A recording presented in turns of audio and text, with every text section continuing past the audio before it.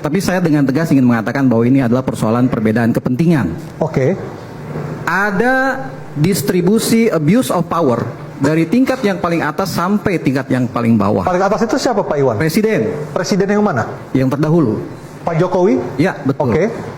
Sehingga kemudian masyarakat di bawah terkondisikan untuk tahu banyak hal sebenarnya, tetapi harus seolah-olah tidak tahu. Contohnya apa Pak Iwan? Pemagaran laut, Oke. yang menancapkannya ada, yang bekerjanya ada, yang menyaksikannya ada, mendokumentasikannya ada, by name, by data, jelas. Perusahaannya ada berarti? Perusahaannya ada. Yang mengaku punya HGB? Iya. Nah, jadi Walaupun sekarang tidak ngaku bahwa dia yang nancapin kan? Ya, jadi kami sudah menyampaikan pengaduan ke Mabes Polri. Jadi DPP Gemma Madlo Anwar bersama dengan Koalisi Masyarakat Sipil, termasuk LBH Muhammadiyah, kemudian dari Walhi dan lembaga-lembaga yang lain, ada 10 lembaga itu, kami sudah membuat pengaduan ke Mabes Polri. Dan ya kita berharap bahwa ini segera ditindaklanjuti dan hukum harus ditegakkan. Karena begini, kita paham siapa pemainnya. Karena nama-nama ini adalah nama-nama yang sudah cukup dikenal karena pemain lama. Dari data Anda siapa Pak Iwan pemainnya? Ya, diantaranya misalkan Eng Chun, Ali Hanafi. Ini kan pemain-pemain yang sudah dikenal luas di masyarakat, yang karena tadi saya katakan, karena ada tekanan, ada pengkondisian, sehingga masyarakat tidak berani untuk bicara. Itu Tekanannya terjadi. seperti apa Pak Iwan? Gimana? Tekanan seperti apa? Intimidasi misalnya, didatangi aparat, dipanggil ke kantor desa.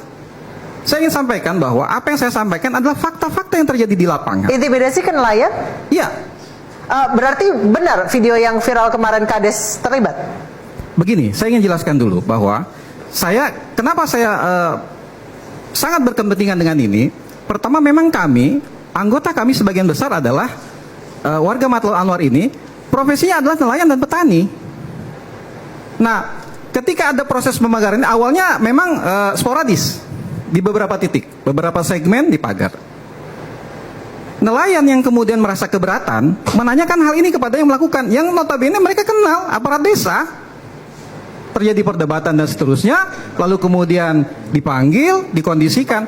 Tapi karena memang sudah berkali-kali terjadi demikian, makin lama makin rapat pagarnya, lalu kemudian mereka berinisiatif untuk datang ke kepala desa. Dan lokasi pagar laut itu sebelumnya adalah daratan atau memang aslinya laut? Begini, ini juga menarik. Sejak saya kecil memang ada sebagian yang daratan, Oke. lalu mengalami abrasi. Tetapi di tempat kami itu terselamatkan karena apa? Karena ada penanaman mangrove. Jadi relatif sudah kembali sebetulnya. Ya.